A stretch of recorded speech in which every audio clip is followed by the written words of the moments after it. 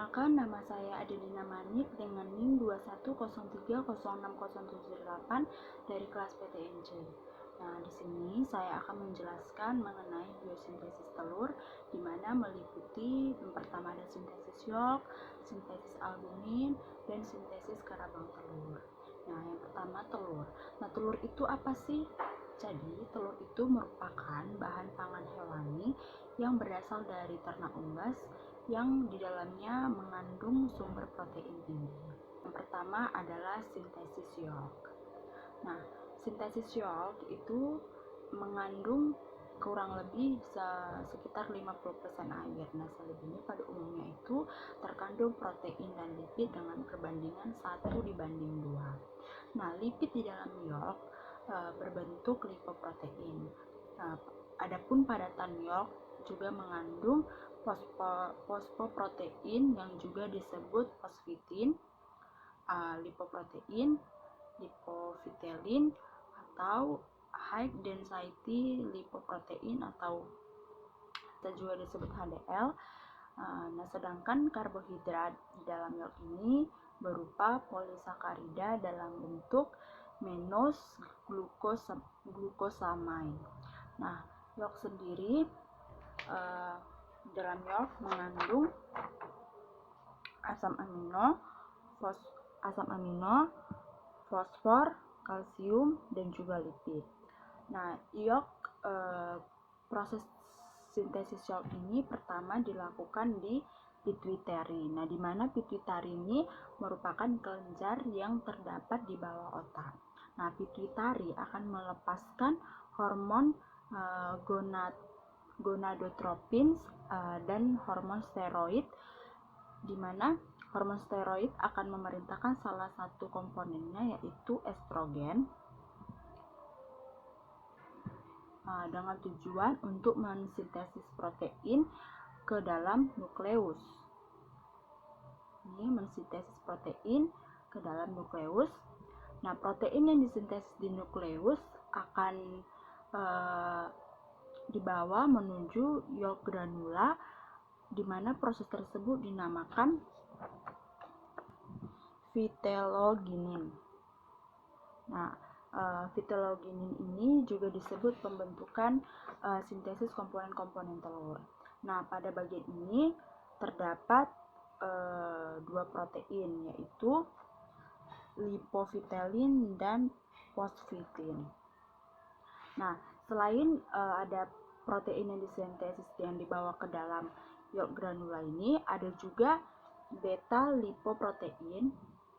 Ini beta lipoprotein yang akan dibawa menuju yolk granula, dan pada bagian ini itu terdapat folikel-folikel, di mana diantaranya ada thecal layer atau bagian paling terluar, kemudian ada granulosa layer, dan ada oosit atau bagian terdalam. Nah, kemudian jika semua proses ini sudah terlaksana, maka tentu saja akan terbentuklah yolk atau kuning telur tadi, dan proses sintesis yolk akan terjadi. Yang kedua adalah sintesis albumin. Nah, protein-protein di dalam albumin ini terdiri dari ovalbumin sebesar 54%, ada ovotransferin sebesar 13%, ovomucin 11%, ada ovoglobulin sebesar 8%, kemudian ada lisosim 3,5%, ada ovomucin 1,5 sampai 3%, dan selain itu terdapat juga beberapa protein dengan level yang sangat kecil, yaitu ada avidin sebesar 0,05%, ada flavoprotein sebesar 0,8%, kemudian ada ovomakroglobin sebesar 0,5%, dan ada ovoinhibitors sebesar 0,1 sampai 1,5%, kemudian ada ovoglycoprotein sebesar 0,5 sampai 1,0%, kemudian ada peptide inhibitor 0,1%. Nah, proses sintesis albumin ini terjadi di magnum selama 3 jam. Adapun hormon yang membantu proses sintesis albumin ini adalah hormon steroid dan estrogen, di mana hormon estrogen akan berperan penting dalam pembentukan albumin.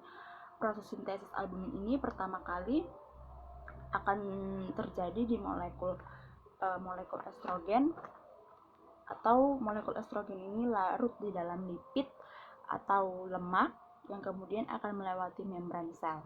Kemudian akan diikat oleh reseptor-reseptor, di mana ada reseptor estrogen atau estropilin 1, kemudian kompleks reseptor estrogen tak aktif, kemudian terakhir menjadi kompleks reseptor estrogen aktif atau estropilin 2 atau 5S. Nah, bentuk 5S ini adalah pembawa pesan kedua yang memasuki nukleus, kemudian akan berinteraksi dengan kromosom yang akan menyebabkan gen-gen tertentu akan dibentuk menjadi mRNA atau messenger RNA, yang kemudian akan meninggalkan si nukleus tadi menuju ke ribosom untuk dilakukan dinaslasi yang menjadi protein yang spesifik seperti asam amino yang kemudian nantinya menjadi albumin. Kemudian yang ketiga adalah sintesis kerabang telur. Nah, proses sintesis kerabang telur terjadi pada saat telur belum masuk ke dalam uterus. Nah, pada saat itu telur masih berbentuk yolk, namun sudah dibungkus oleh albumin di magnum dan kelenjar kerabang di dalam ismus. Nah, untuk waktu yang dibutuhkan adalah sekitar 3 jam di dalam magnum dan 75 menit di dalam ismus. Nah, proses terjadinya sintesis kerabang terjadi karena adanya kalsium dan ion karbonat di dalam plasma darah. Nah, sumber utama dari bikarbonat adalah hasil dari metabolik CO2 di dalam mukosa sel kerabang telur, ya, dimana terdiri dari CO2 dan H2O dengan bantuan enzim carbonic anhydrase yang akan membentuk ion karbonat. Nah, ion karbonat tersebut akan masuk ke dalam cairan kelenjar dalam kerabang yang nantinya akan berubah menjadi ion bikarbonat. Nah, kemudian karena hidrogennya si bikarbonat ini sudah dilepas, maka kalsium dari plasma darah, mukosa sel, dan cairan dalam kelenjar kerabang ini akan masuk ke dalam bersatu dengan ion bikarbonat dan akan membentuk CaCO3 atau kalsium karbonat yang nantinya akan menjadi kerabang. Nah, hidrogen yang sudah terlepas akan masuk ke dalam mukosa sel kerabang telur, di mana di dalam mukosa kerabang telur ini sudah terdapat hidrogen. Jadi mereka akan bersatu dan nantinya akan menjadi 2H+ atau buffer by HCO3 negatif di dalam plasma darah. Nah, mungkin sekian dari penjelasan yang dapat saya paparkan. Apabila ada kesalahan dalam kata, saya mohon maaf. Sekian dan terima kasih.